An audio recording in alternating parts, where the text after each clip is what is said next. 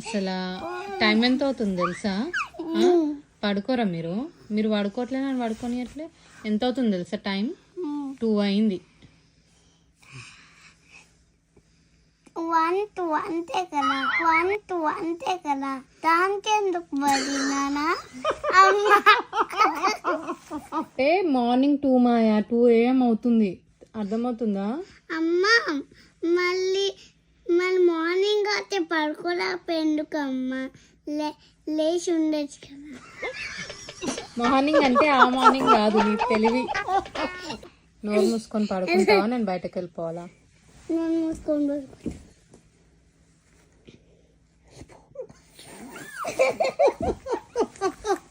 మళ్ళీ ఇద్దరు ఇట్లానే అల్లరి చేసిండ్రు అనుకో, నేను వేరే రూమ్లోకి వెళ్ళి పడుకుంటా.